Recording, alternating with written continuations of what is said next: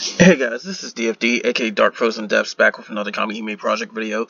Now, a few things before I go talking about this event. I do have to mention I did indeed go through some of the guild competition stuff. I've been constantly trying to redo some videos because I'm trying to get potentially my best scores recorded, but who knows? Things could change. I still got some stuff to try out and redo and whatnot. And for some weird reason, there's some setups that seem to be working better than others. I don't understand why or the math behind it, but I'm still basically trying a lot of stuff, so you'll see a guild competition video later on, hopefully of all the elements, if I do manage to get some very good recordings. But, second thing I need to mention too about this game, they just, if you can see on this little sidebar over here that I'm highlighting, they just did a Harry Shaft reprint, which is that, I don't know what kind of a Dawn she is, either a sheep or a goat or something along that, but her hammer just got final break limit, so for those of you that actually did think ahead and save up some of those hammers, you'll eventually get a final break limit. It's just that FLB weapons are going to be a while away for that, because, it just came out on JP, so we've got at least a year. So that's something I should point out. And also, just some sad stuff too. I've been doing some other things as well, which is a few other games. I've even gotten into that that redo of Healer anime, or Kaifuku as it's called. That series is, whew. I'm just not gonna say anything about that series. I'll just say it's not for everybody. But me personally, I actually enjoy it, but I've caught up on the manga. I've been looking at some anime, so there's been some stuff on the side that I've been doing the side games, so there's that. Speaking of games, I did pull Ganyu on Genshin, along with a duplicate, Kiki Chichi, I don't know how to say her name. There's that too. But, yeah, there's some sad stuff I've been doing on that. I'll probably have a Genshin video up at some point too. Who knows? All I know is the event is really irritating me because it's taking so many attempts in order to clear stuff, and then a few of them I just got completely stuck on. But oh well. Anyways, speaking of events, getting into this one, this is the Fire Labyrinth, and honestly, these tend to have some decent final break weapons, but it depends on how strong your grid is. But the biggest thing they bring to the table, which is absolute crap in my opinion, is the ranged weapons. Ignore those. Do not get ranged weapons unless you're really itching for a Phantom Grid, and sometimes even that's not the best option to go for, because a mix of final break weapons can sometimes be better than a Phantom Grid. It depends on how much stuff you have access to. But getting into the event itself, Labyrinth is an interesting case because of the fact that not everybody can clear it as a newer player.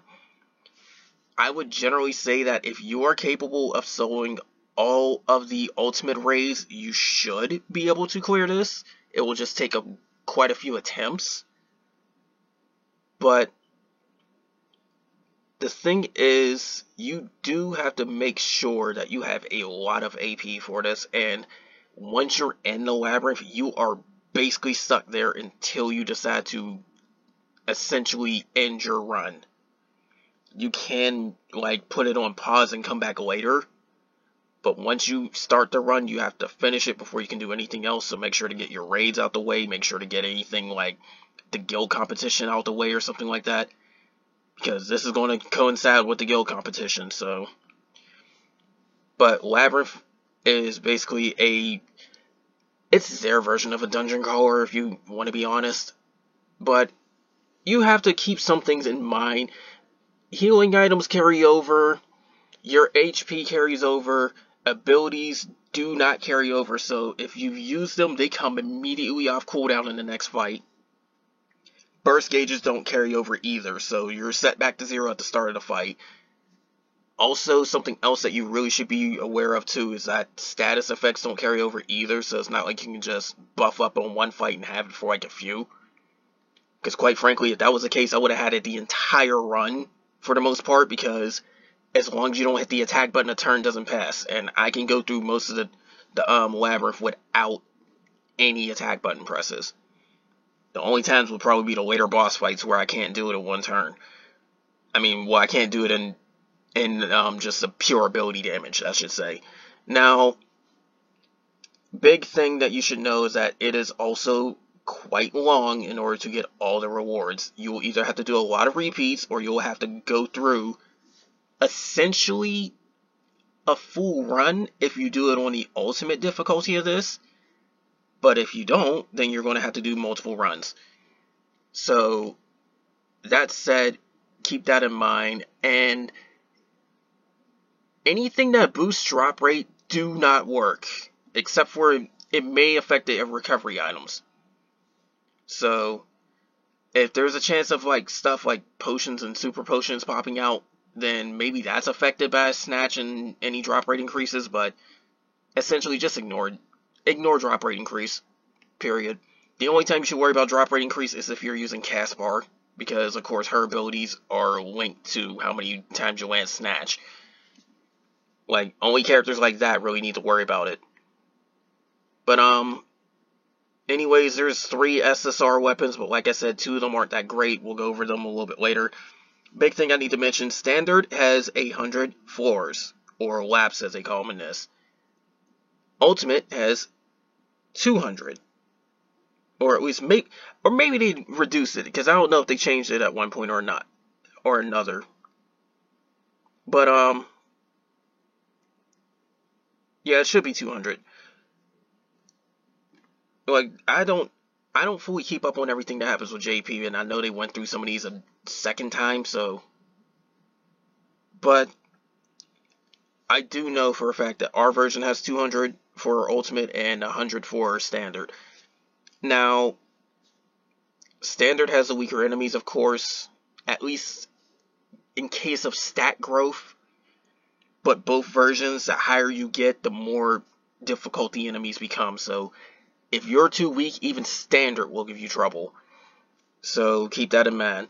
And after the initial floors, which is 100 for Standard or 200 for Ultimate, you will see Skill Measurement Kun every single fight from that point on. You are not meant to beat that guy.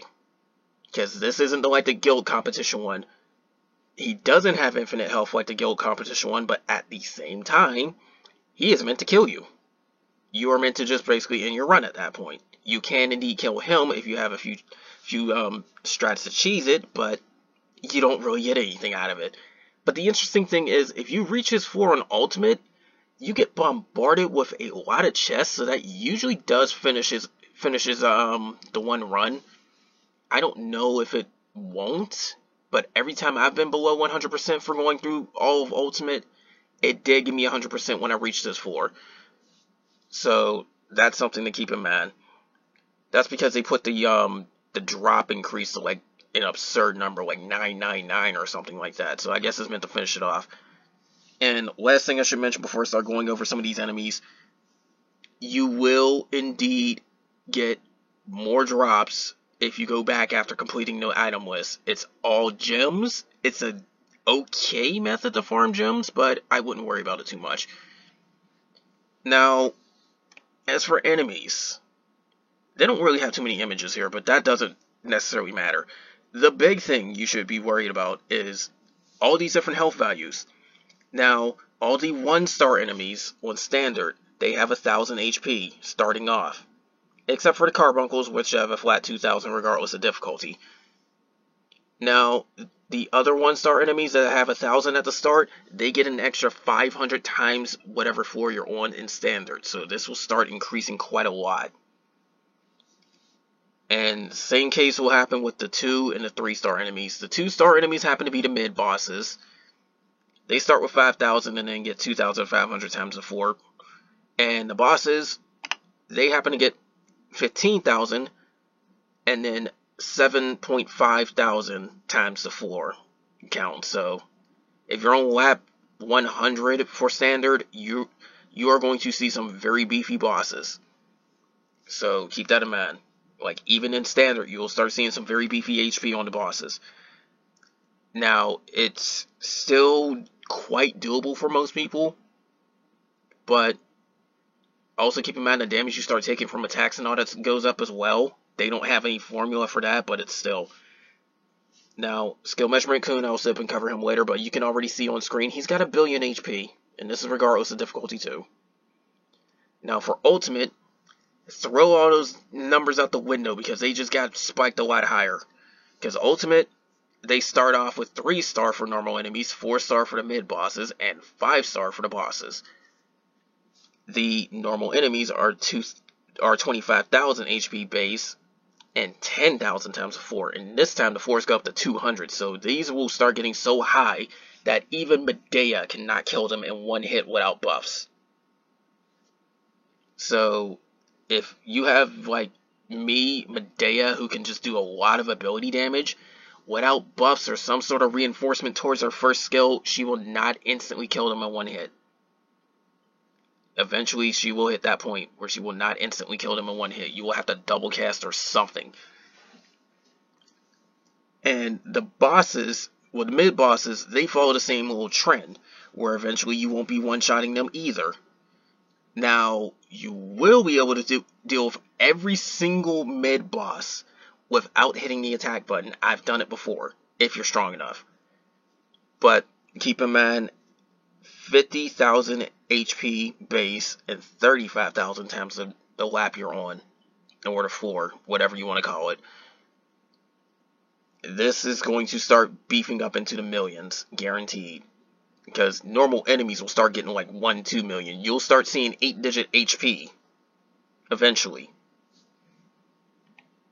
Now, for the bosses themselves, it's even worse because the base HP is doubled to 100,000. And they get 75,000 times the 4 you're on. Now, that said, I have not, and I repeat, I have not been able to defeat later bosses without hitting the attack button, no matter what I've done. You will have to hit the attack button to do it. Believe me on that.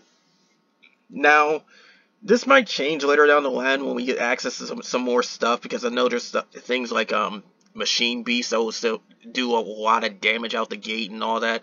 But as for the time being, you will have to hit the attack button on these bosses eventually if you're doing Ultimate. So it will take at least one quote-unquote turn because you hit the attack button.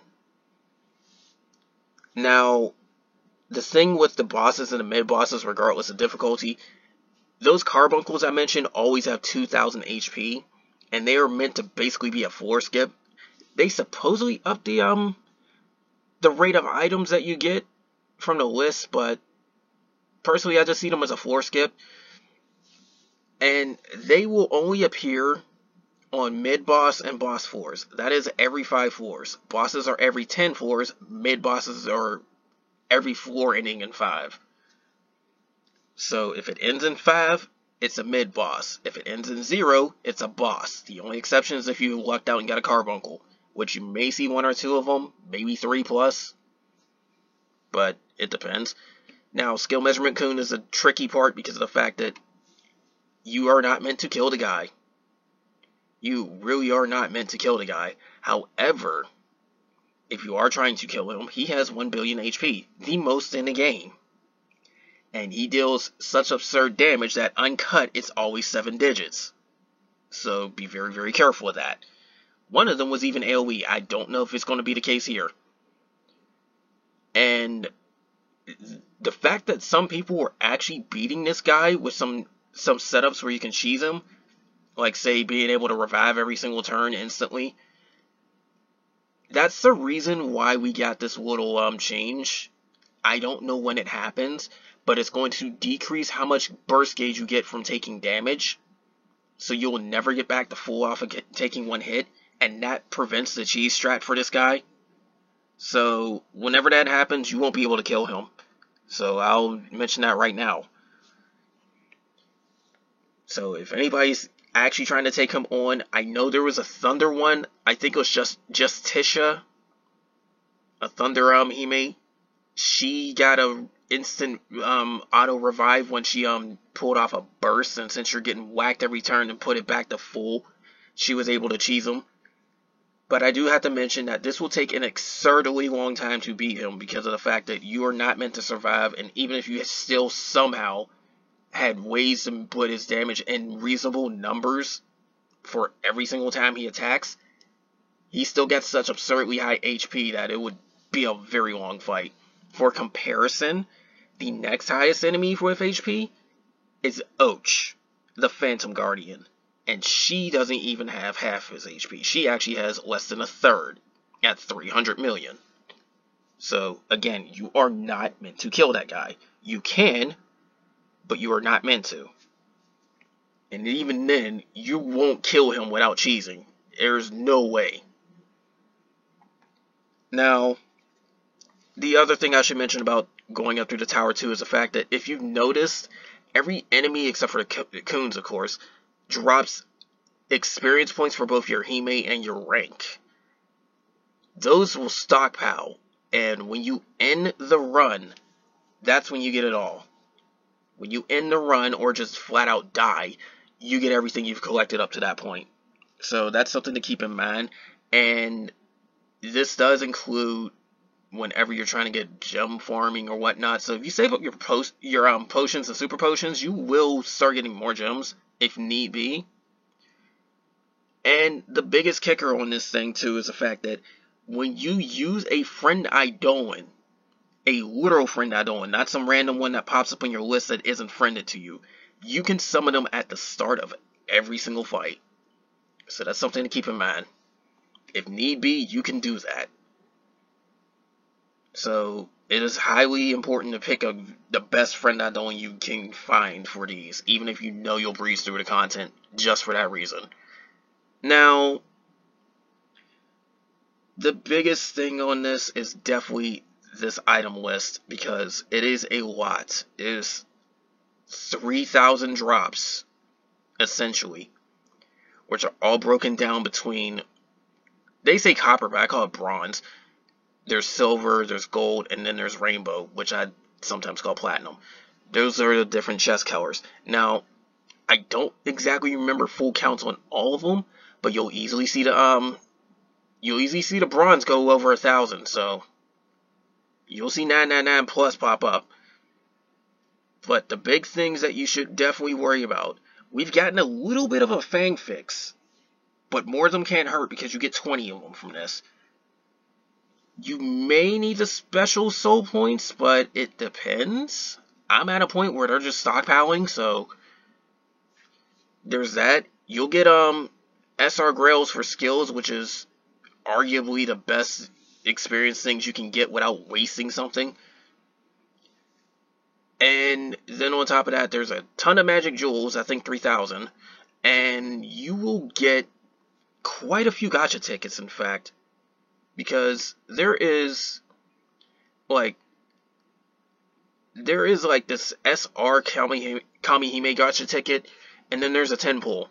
So you get a good amount of free draws, which is 2 SR guaranteed out of it. And the Orichalcon, as they call it on our side, that's also here too. Dragonic Eye Shards are here. You can get books, which is it should be gold and silver, but I guess this is only giving silver? Oh wait, no, I see the gold right there. Yeah, it's gold and silver books. So there's those as well, because those books tend to be overlooked quite a lot as well. You do need them for your Kamihime. You do need them for sometimes you need them for other things outside of Kamihime and Souls, I do believe. And that will happen later on, so it's a good idea to try and at least keep up on your stock. And the biggest thing, of course, is the SSR weapons. One of them can final break. And that's the one you should probably try to use if you need one. That said, these ones aren't too great, unfortunately. Because, granted, it does have 3 effects, but they're not too good. For starters, the large effect is Ascension. Unless you have Fire Dion, this is not going to matter for you. Unless you have Fire Dion or maybe some some good drain and regen, that's not going to matter for you. On top of that, it is Assault and Defender for the small skill whenever you Final Break it. It is just Assault if you don't. Now, Final Breaking this is clearly the best option. However, you will probably not use this unless you somehow have a decent Fire Sword grid, which, if I recall, is basically gacha. So, this may or may not be a weapon that's just there, if anything. That said, though, it's not really a horrible weapon per se, but it still lacks quite a bit. But the interesting thing is that if you do happen to burst with this weapon, the characters in front, they will get a defense boost, and the characters in back will get an attack boost. You would think it'd be the other way around, but okay. So that means your Soul and 2 your Hime will get defense, and the other 2 will get attack. So 4th and 5th slots the ones that get the attack boost. It's weird, but okay. Now, here's what's the tricky part with these weapons. There is a decent amount of Fire Glaives, so this may or may not be used as a placeholder. But this first range weapon is just medium assault. Both are medium assault. And only the third character at the start of the fight is guaranteed a triple attack. Maybe you might find a situation where that could be useful. Like, say, maybe guild competition if you have a slow character for that one. Or a character with a slow start at least. But I wouldn't really go out your way to use this. The only time I could see you using it is if you really, really need that last glaive. Because Fire Glaive is doable. I happen to have that grid. But it's just, it's not really worth it, in my opinion. It doesn't Final Break, it's got medium assault, and then a range really sucks because of the fact that it has only one character get the effect, and it's only one time in each fight. Now, the second one would have been really good if it worked on all the Hime, because you get 7 turns of defense on a 4th character. If that was AoE, it would be so good. Because you get a defense buff out the gate for all the team if it was more than one person on a range. Unfortunately, it's not, so it's horrible. And then on top of that, of course, it suffers from the medium assault thing without Final Break. It's also a gun, and I don't know how many fire guns there are out there, so it kind of sucks. So, anyways, the main thing with this event, if you are going to use any of the SSR, it's going to be the sword. I can almost guarantee you it's going to be the sword. If you're just starting off, maybe you'll use all 3, but I can guarantee you that the sword is the most valuable weapon in this, and it is not all that great to begin with. Now, going up here, also I don't know how I jumped ahead like that, but that's good. Going up here is the main meat of why you're doing this event, because you're getting a lot of different stuff that you probably will need. You'll get magic jewels, you'll get gacha tickets, you'll get books, you'll get Orichalcon, which isn't exactly accessible outside of Guild Order all that much. So if people can't clear Guild Order, here's your chance to get some Oris. So there you go. But also some sad stuff you can get is Fangs, which is, it's better to grind the Fangs, but you still need to be high enough rank for that stuff. And then you'll get different types of upgrade items for fire. And then you'll also get some SR Grails too to help with your skill leveling. Excuse me for that. You'll get SR Grails for skill leveling, because here's the thing about that. There's SSR Grails, but you need Dragonic Eyes for those. I wouldn't worry about that. Especially considering the fact that unlike any other quote-unquote weapon, the SSR Grails will not increase the value of the experience points they give towards skills. Ever. You have a flat amount, and that's it. Even if you get it to level 2, level 4, level 10, doesn't matter. the SR Grails can actually increase. So these Grails you get from this event, they can be worth it. Now, you'll probably have other fodder, especially if you've been grinding out raids, because the higher tier raids can drop the R Grails, but these still help. And then, of course, you got the normal stuff too, like accessory spears, weapon EXP spears, Adon EXP spears. You may or may not need those. Depends on how much grinding you've done. I've hit a point where I don't need the Adon ones, but the weapon ones I kind of do need. It's just that you can still grind those too. And accessory EXP spears, yeah, so. And then the big thing too for newer players is definitely the soul points, because you can get quite a bit of those, especially the special soul points, because those are only from 2 events as far as I know. Union events and these. Otherwise, you're going to have to trade for them, and the trades may not be worth it. I think raid medals trade for those, but that's the only trade that might be worth it if that's it.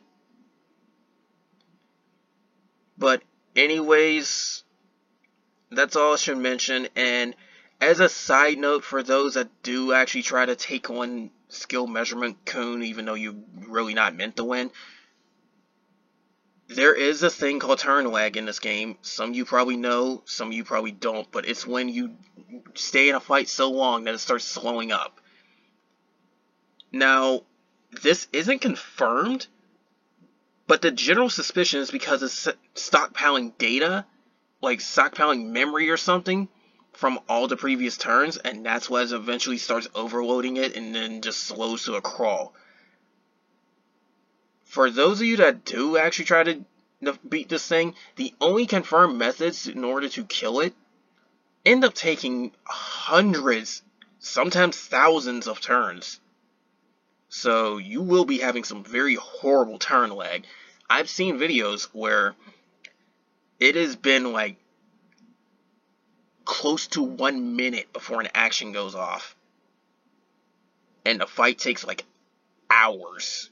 So save yourself the trouble and just not even worry about it. Honestly, what I would do if I were you, go to his floor and just make yourself get killed instantly.